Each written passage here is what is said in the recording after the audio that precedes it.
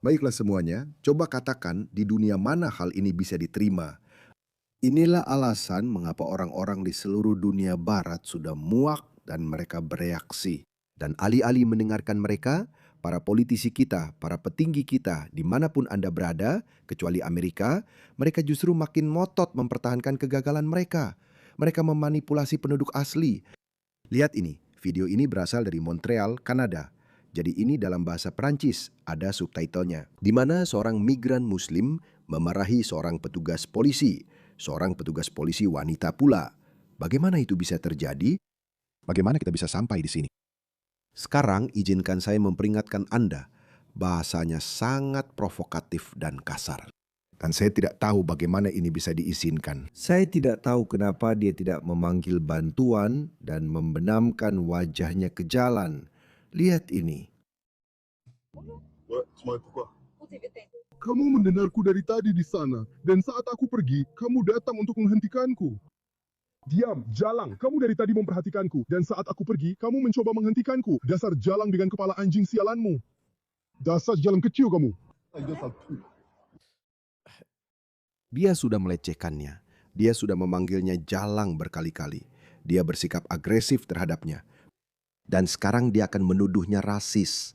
Dan dia langsung akan bersikap defensif. Kenapa? Kenapa orang kulit putih sangat takut dengan kata ini? Kenapa?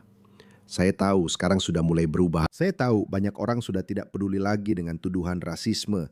Karena kata itu sudah tidak berarti apa-apa. Tapi lihat dia.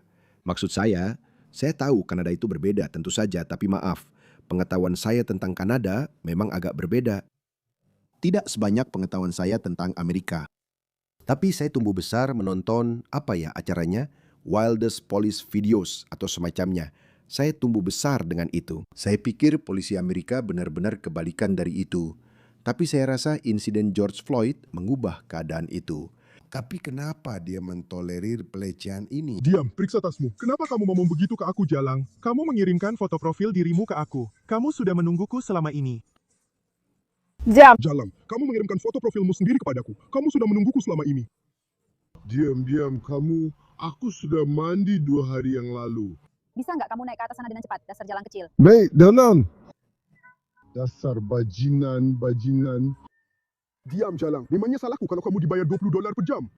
Memangnya salahku kalau kamu berpenghasilan $20 per jam? Memangnya salahku kalau aku lebih kaya darimu? Apa itu salahku kalau aku mau membeli kamu? Aku akan memperbudakmu. Kamu budakku. Kalau aku mau, kamu budakku. Dasar brengsek kecil. Aku tidak tahu apa yang dia lakukan. Apa itu? Apa yang dia lakukan? Kamu budakku. Kalau aku mau, kamu budakku. Dasar brengsek kecil. Lihat ini. Dia bilang, aku akan menjadikanmu budakku. Lihat, ini adalah fantasi Islamis untuk menjadikan wanita non-Muslim sebagai budak seks mereka. Muhammad melakukannya. ISIS melakukannya. Taliban mengatakan itu sepenuhnya legal. Itulah pola pikir yang telah mereka sebarkan ke negara-negara barat. Apakah itu salahku kalau aku lebih kaya dari kamu? Apakah itu salahku kalau aku ingin membelimu? Aku akan memperbudakmu. Kamu budakku. Kalau aku mau, kamu budakku. Dasar brengsek kecil. Dasar brengsek. Aku punya tiket untuk 2 hari. Aku punya tiket, kamu juga punya tiket untuk... Oke, aku rasa dia sedang memeriksa legalitas kaca film mobilnya. Kamu memberikannya padaku beberapa hari yang lalu. Kamu memberiku tiket lain 2. Dia sedang makan Putin. Apa itu? Jelaskan untukku kali ini. Selama ini, aku keluar, aku makan Putinku. Aku le monde. C'est quoi ton nom? Moi je m'appelle. Ouais, Vietnam peut-être? Dan? Namamu Smith. Dia ada di sana. Dia benar-benar seorang. Apa? Aku akan membuat sebuah gua. Juste après avocat Villeneuve. Seperti seorang brengsek. Ya? Dan namamu? Shmil kau jelek, dasar bajingan. Mari kita lihat apa yang akan kulakukan dengan Avocadino. Kau tahu bagian terburuk dari ini? Bagian terburuknya adalah dia benar-benar merekamnya, mengunggahnya, berpikir bahwa dia memiliki ini. Dia yang menang di sini. Siapa badut ini? Lihat dia, itu dia. Namanya Muhammad Bikali. Kenapa? Kenapa kita mentolerir ini? Oke, bukan itu. Kamu pikir skandal geng grooming di Inggris adalah sebuah anomali seperti yang ingin kaum kiri, Islamis, dan para pembela Muslim yakinkan kepadamu? Lihatlah ini. Ini terjadi di mana-mana. Seseorang menyampaikan poin yang sangat bagus. Ini juga terjadi di Jerman. Ini juga terjadi di Prancis. Ini juga terjadi di Austria. Ini juga terjadi di Belgia. Semuanya dilakukan oleh populasi Muslim mereka masing-masing. Lihatlah ini. Ini adalah Jerman. Ini adalah Alice Weidel yang merupakan pemimpin AfD. Dan saya pikir partainya telah menjadi partai politik terbesar dalam jajak pendapat. Maksud saya, jika pemilu diadakan, jika pemilihan umum diadakan hari ini, maka AfD akan menang. Saya tidak tahu apakah mereka akan mampu membentuk pemerintahan karena mereka masih perlu membentuk semacam aliansi dengan partai politik arus utama lainnya. Dan kita telah melihat bagaimana mereka menolak untuk melakukan itu. Begitulah cara mereka menyabotase Wilders di Belanda. Dengarkan ini. Jika Anda berpikir bahwa skandal geng grooming di Inggris adalah sebuah anomali, itu hanya sebuah kecelakaan. Saksikan ini. Die Station Utama Nuremberg.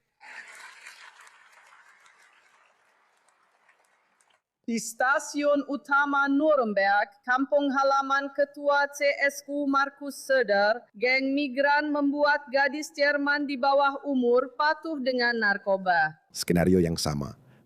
Dekati gadis-gadis muda yang rentan, beri mereka alkohol dan narkoba, buat mereka kecanduan zat-zat itu, lalu kamu bisa melakukan apa saja yang kamu mau. Apa saja yang kamu mau. Memperalat mereka sebagai budak seks. Saya tanya kepada Anda, berapa banyak Nuremberg yang ada di Jerman? Dan apa kesamaan mereka semua? Ya, semuanya di sini. Dari negara kita, melalui migrasi massal, melalui kebingungan dan kerusakan, semuanya hanya terjadi di negara kita. Seperti yang saya katakan teman-teman, orang Barat belum cukup marah. Mereka harus jauh-jauh lebih marah daripada yang kita lihat sekarang. Lihat ini juga terjadi di Wina, Austria. Dengarkan ini. Mereka memburu remaja di distrik kaya. Siapapun yang melawan akan dipukuli.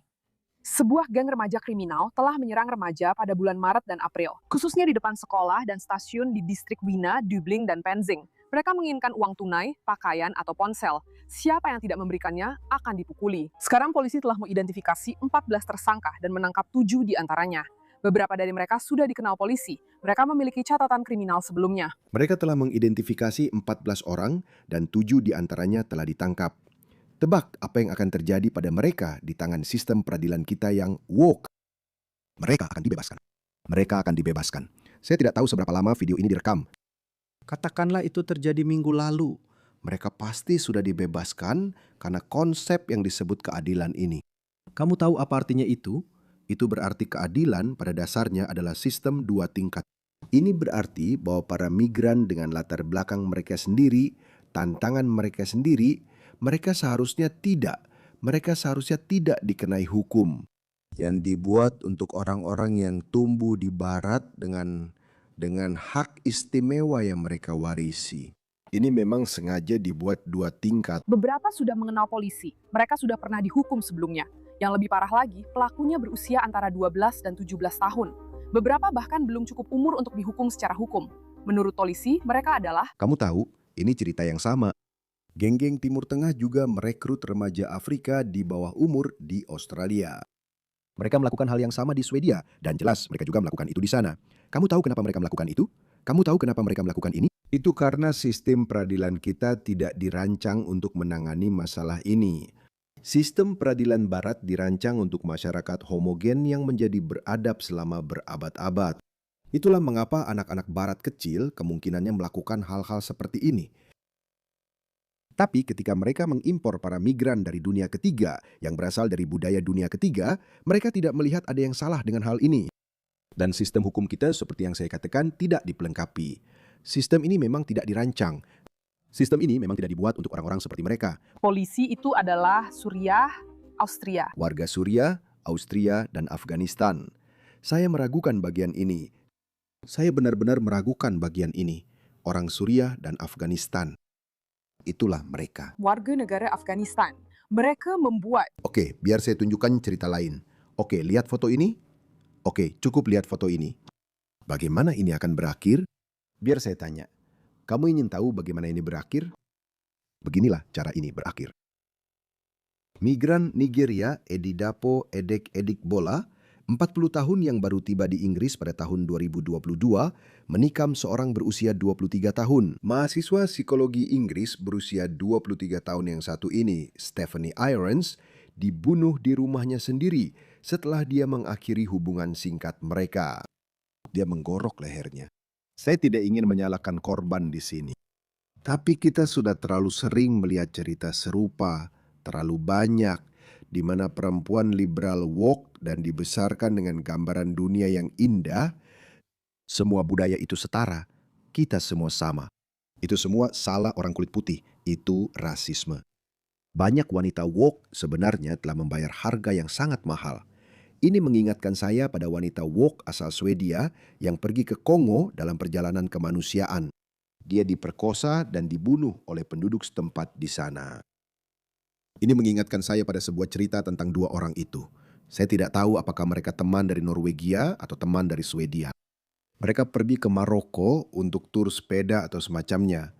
Keduanya dipenggal oleh kelompok Islamis dan penderitaan mereka tidak berhenti di situ. Mereka merekam, mereka mengambil foto kepala mereka yang sudah dipenggal dan mengirimkannya ke orang tua mereka. Dan tentu saja, siapa yang bisa lupa pria Italia ini? Orang ini, Vittorio Aragonese, orang ini. Dia adalah pendukung besar Palestina Merdeka. Pria itu pergi ke Gaza dan mereka membunuhnya. Biar saya beri sedikit gambaran tentang siapa orang-orang ini. Lihatlah ini. Inilah sebabnya mengapa Barat secara keseluruhan, seluruh peradaban Barat atau seluruh masyarakat Barat, beberapa lebih dari yang lain berada di titik puncak. Orang-orang sudah cukup. Lihatlah ini. Apa yang Mereka tulis. Orang ini orang Afghanistan. Dengar betapa sombong dan agresifnya dia. masalahku? Maksudmu apa? Kenapa kamu tanya aku? Ya, kamu baru saja keluar dari sana. Iya, kenapa kamu tanya aku? Itulah sebabnya. Itu ada di saku. Kamu yang bayar, bukan kamu yang menulis. Ini tidak adil. Kamu dibayar untuk sesuatu yang bukan hakmu. Itu hakku. Itu hakmu. Pergi ambil uangnya setiap bulan, minum alkohol, dan tidur. Kamu tahu apa artinya itu? Beginilah mereka memandang Barat. Beginilah mereka memandang orang Barat. Bahwa mereka tidak melakukan apa-apa. Mereka bergantung pada tunjangan sosial. Mereka berhubungan seks tanpa makna. Putri-putri mereka adalah pelacur. Saudari-saudari mereka adalah pelacur.